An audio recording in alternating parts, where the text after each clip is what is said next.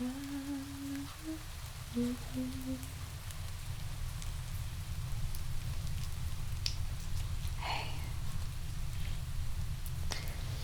are you still awake?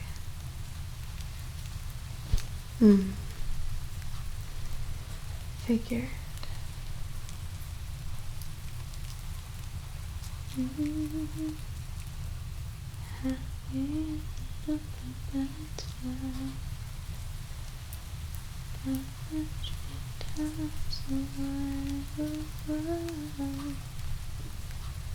Can't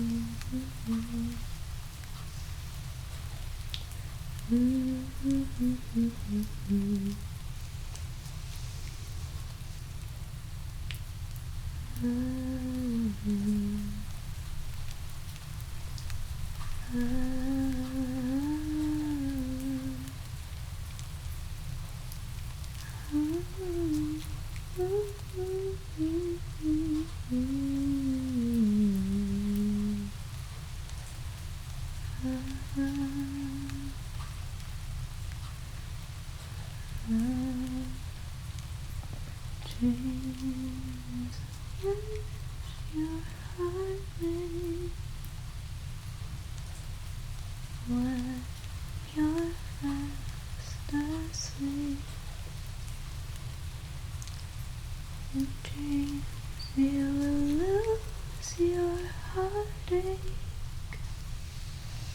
Whatever you wish for, you keep. Have faith in your dreams, 'cause someday your rainbow will come shining through. No matter how your heart is grieving, if you keep on living, dreams that you wish will come true.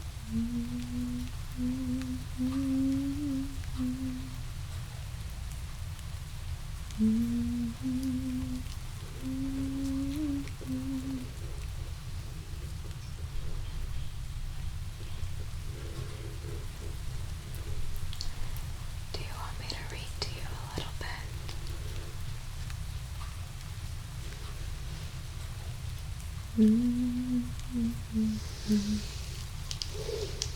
Yeah, I brought a book along.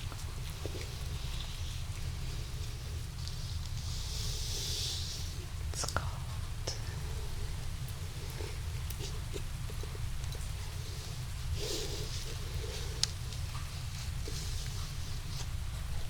James.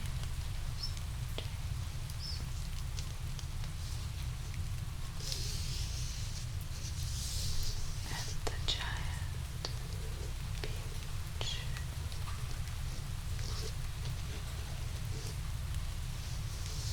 James and the Giant Peach. As you can see, it's been very well loved and very well read. So I think you will enjoy it. Should I start at chapter 1?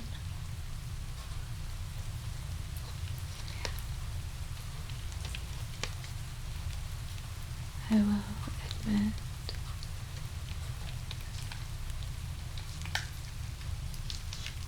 the beginning is a bit sad, but I promise the adventure starts very soon afterwards.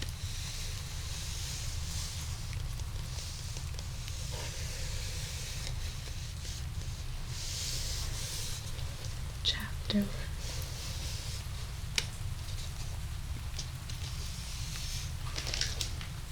Here is James Henry Trotter when he was about 4 years old.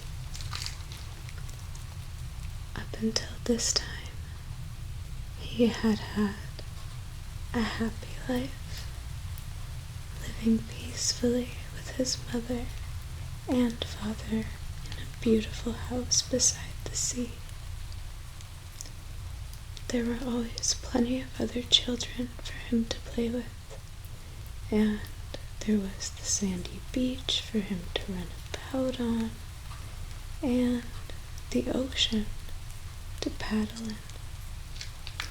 It was the perfect life for a small boy. Then, one day, James's mother and father went to London to do some shopping, and there was a terrible thing that had happened.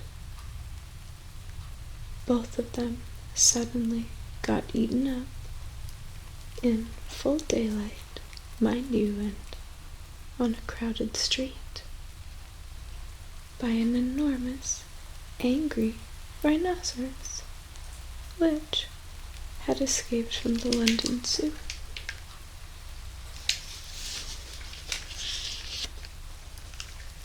Now, this, as you can well imagine, was a rather nasty experience for two such gentle parents. But, in the long run, it was far nastier for James than it was for them. Their troubles were over in a jiffy. They were dead and gone in 35 seconds, flat.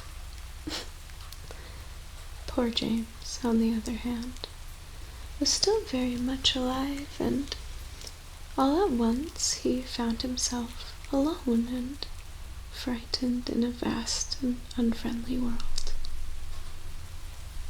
The lovely house by the seaside had to be sold immediately, and the little boy, carrying nothing but a small suitcase containing a pair of pajamas and a toothbrush, was sent away to live with his 2 aunts, or aunts. Their names were Aunt Sponge and Aunt Spiker, and I am sorry to say that they were both really horrible people. They were selfish and lazy and cruel, and right from the beginning they started beating poor James for almost no reason at all. They never called him by his real name, but always referred to him as, "You disgusting little beast," or "You filthy nuisance," or "You miserable creature." And they certainly never gave him any toys to play with or any picture books to look at. His room was as bare as a prison cell. They lived, Aunt Sponge and Aunt Spiker, and now James as well, in a queer ramshackle house on the top of a high hill in the south of England. Here is the house on the hill.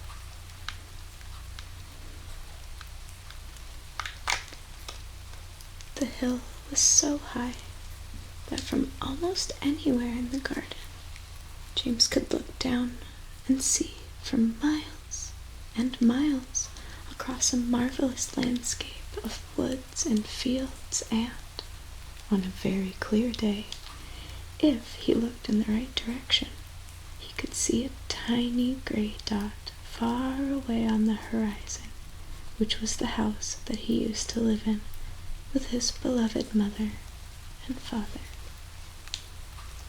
Just beyond that, he could see the ocean itself, a long, thin streak of blackish blue, like a line of ink, beneath the rim of the sky.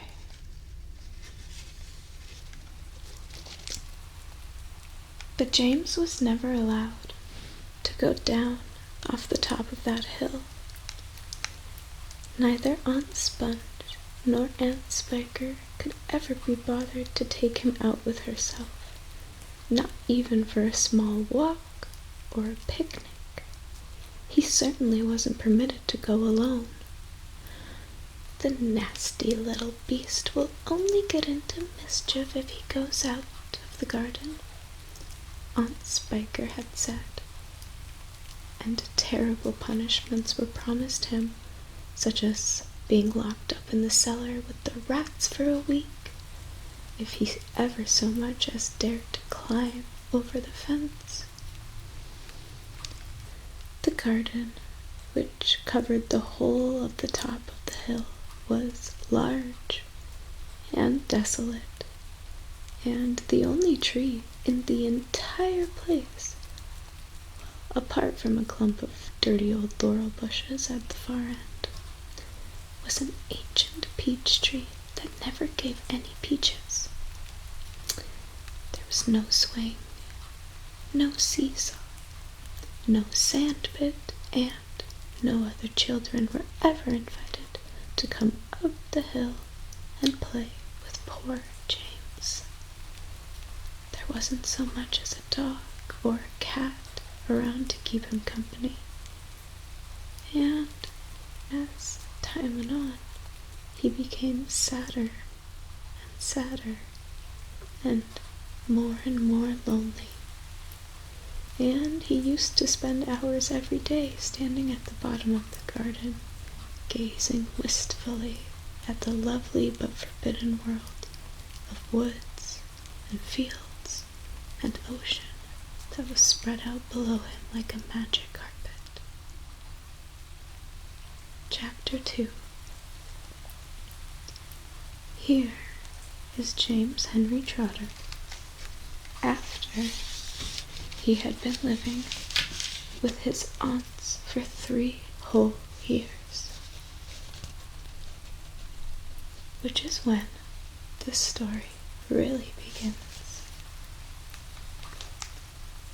For now, there came a morning when something rather peculiar happened to him, and this thing, which I say was only rather peculiar, soon caused a second thing to happen, which was very peculiar, and then the very peculiar thing, in its own turn, caused a really fantastically peculiar thing to occur. It all started on a blazing hot day in the middle of summer. Aunt Sponge and Aunt Spiker and James were all out in the garden. James had been put to work, as usual. This time, he was chopping wood for the kitchen stove. Aunt Sponge and Aunt Spiker were sitting comfortably in deck chairs nearby, sipping tall glasses of fizzy lemonade and watching him to see that he didn't stop work for 1 second. Aunt Sponge was enormously fat and very short. She had small piggy eyes, a sunken mouth, and one of those white flabby faces that looked exactly as though it had been boiled. She was like a great, white, soggy, overboiled cabbage. Aunt Spiker, on the other hand, was lean and tall and bony, and she wore steel-rimmed spectacles that fixed on the end of her nose with a clip. She had a screeching voice and long, wet, narrow lips, and whenever she got angry or excited, little flecks of spit would come shooting out of her mouth as she talked. And there they sat, these two ghastly hags, sipping their drinks and, every now and again, screaming at James to chop faster and faster. They also talked about themselves, each one saying how beautiful she thought she was. Aunt Sponge had a long-handled mirror on her lap, and she kept picking it up and gazing at her own hideous face. "I look and smell," Aunt Sponge declared, "as lovely as a rose. Just feast your eyes upon my face, observe my shapely nose. Behold my heavenly silky locks, and if I take off both my socks, you'll see my dainty toes. But don't forget," Aunt Spiker cried, "how much your tummy shows." Aunt Sponge went red. Aunt Spiker said, "My sweet, you cannot win. Behold my gorgeous curvy shape, my teeth, my charming grin.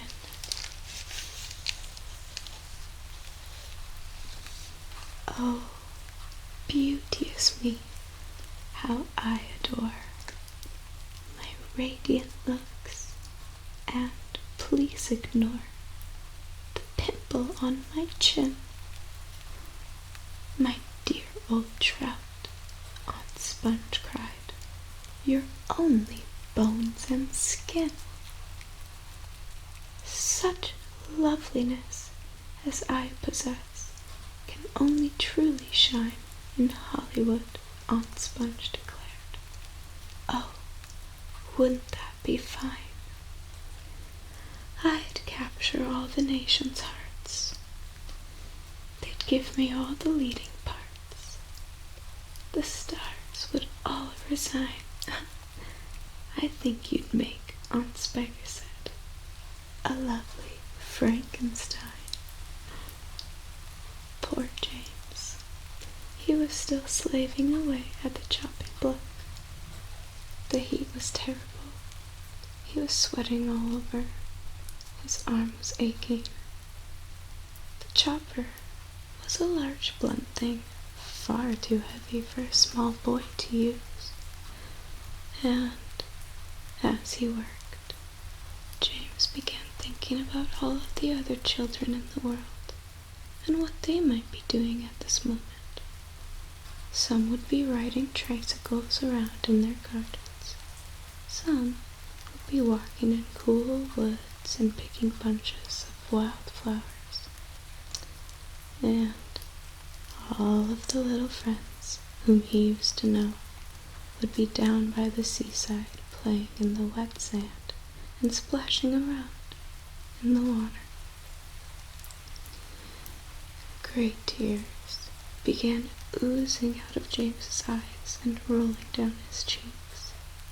He stopped working and leaned against the chopping block, overwhelmed by his own unhappiness. "What's the matter with you?" Aunt Spiker screeched, glaring at him over the top of her steel spectacles. James began to cry.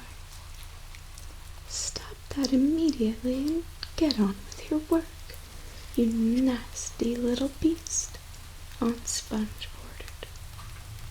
"Oh, Auntie Sponge," James cried out, "and Auntie Spiker, can't we all, please, just for once, go down to the seaside on the bus? It isn't very far, and I feel so hot and awful and lonely."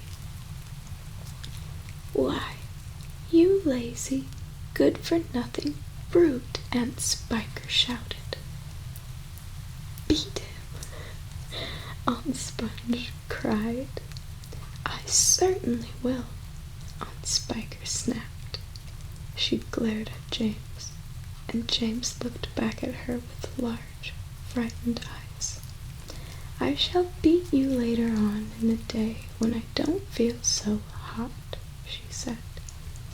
"And now, get out of my sight, you disgusting little worm, and give me some peace." James turned and ran.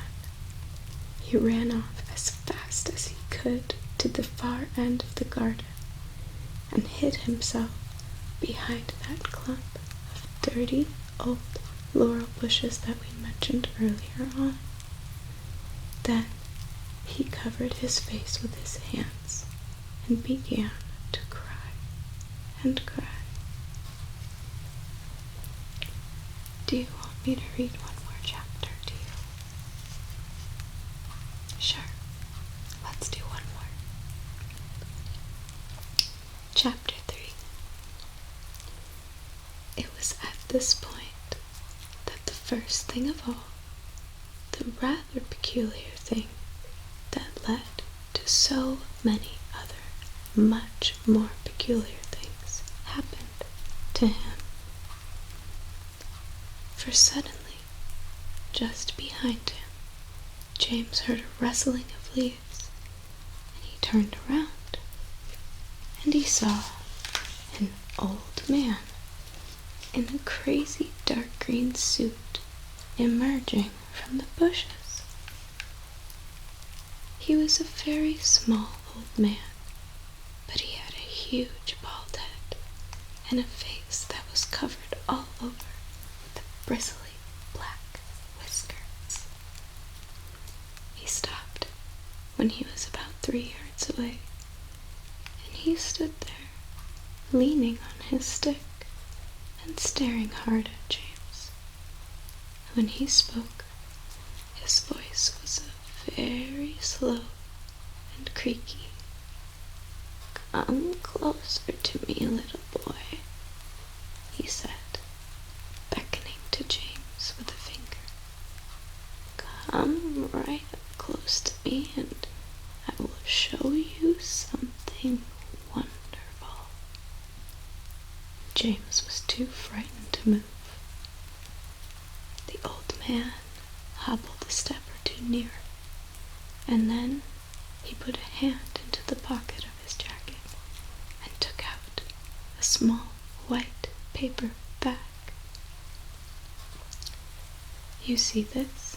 he whispered, waving the bag gently to and fro in front of James's face. "You know what this is, my dear?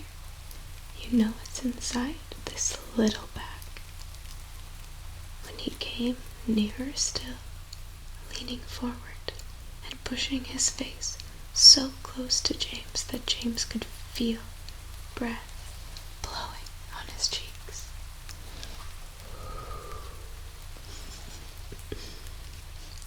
The breath smelled musty and stale and slightly mildewed, like air in an old cellar. "Take a look, my dear," he said, opening the bag and tilting it towards James. Inside, James could see a mass of tiny green things that looked like little stones or crystals, each one about the size of a grain of rice. They were extraordinarily beautiful, but there was a strange brightness about them, a sort of luminous quality that made them glow and sparkle in the most wonderful way. "Listen to them," the old man whispered. "Listen to them move." James stared into the bag, and sure enough, there was a faint rustling sound coming from inside it.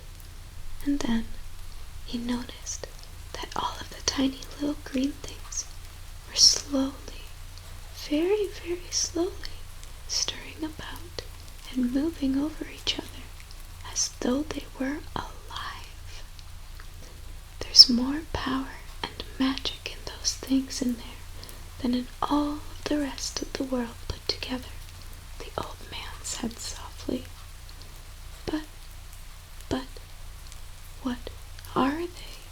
James murmured, finding his voice at last. "Where did they come from?" "Aha," the old man whispered. "You'd never guess that." He was crouching a little now and pushing his face still closer and closer to James until the tip of his long nose was actually touching the skin on James's forehead. Then, suddenly, he jumped back and began waving his stick madly in the air. "Crocodile tongues!" he cried. 1,000 long, slimy crocodile tongues boiled up in the skull of a dead witch for 20 days and nights, with the eyeballs of a lizard. Add the fingers of a young monkey, the gizzard of a pig, and the beak of a green parrot, the juice of a porcupine, and 3 spoonfuls of sugar. Stir for another week, and then let the moon do the rest. All at once, he pushed the white paper bag into James' hands and said, "Here, you take it. It's yours."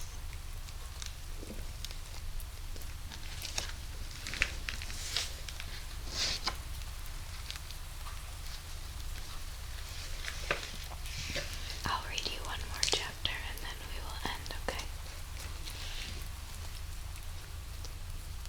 Henry James Trotter stood there, clutching the bag and staring at the old man.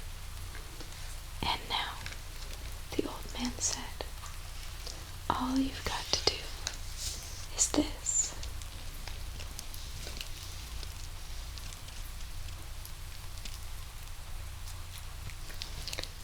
Take a large jug of water and pour all of the little green things into it. Then, very slowly, one by one, add 10 hairs from your own head. That sets them off. It gets them going. In a couple of minutes, the water will begin to froth and bubble furiously. And as soon as that happens, you must quickly drink it all down, the whole jugful, in one gulp. And then, my dear, you will feel it churning and boiling in your stomach, and steam will start coming out of your mouth, and immediately after that, marvelous things will start happening to you. Fabulous, unbelievable things. And you will never be miserable again in your life, because you are miserable, aren't you? You needn't tell me. I know all about it. Now, off you go, and do exactly as I say, and don't whisper a word of this to those 2 horrible aunts of yours. Not a word. And don't let those green things in there get away from you either, because if they do escape, then they will be working their magic upon somebody else instead of you. And that isn't what you want at all, is it, my dear?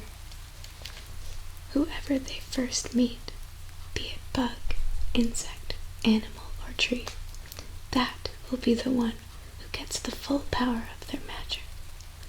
So hold the bag tight. Don't tear the paper. Off you go. Hurry up. Don't wait. Now's the time. Hurry. With that, the old man turned away and disappeared into the bushes. What did you think of the story so far?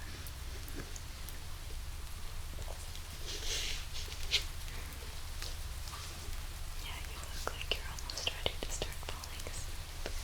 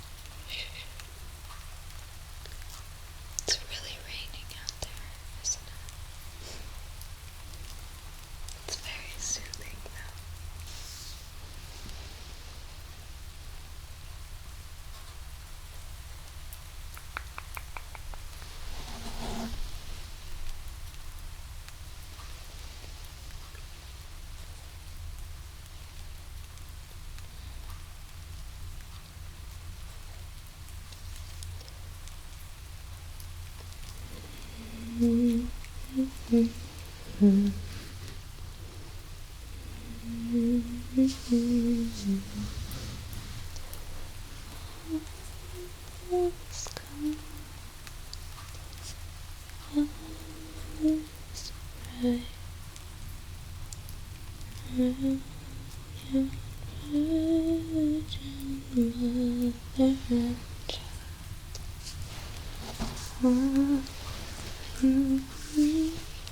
so tender and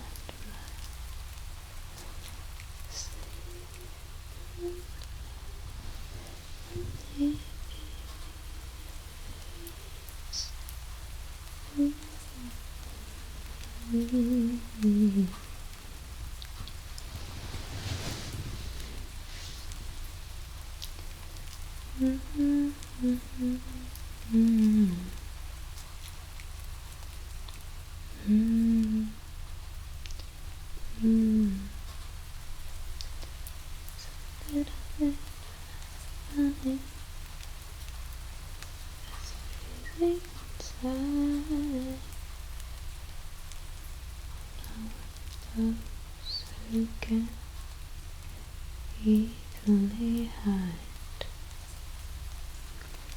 I don't have much money, boy, if I did, I'd buy a big house there. We both can live. You can tell everybody this is your song. It may be quite simple, but now that it's done, I hope you don't mind. I hope you don't mind. How wonderful life is, 'cause you're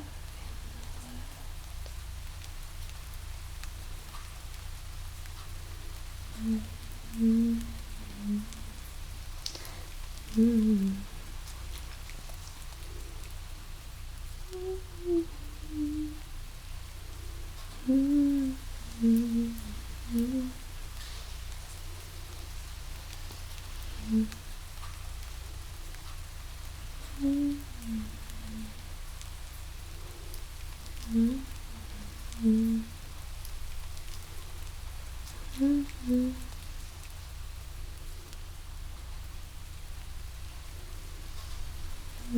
Mm-hmm.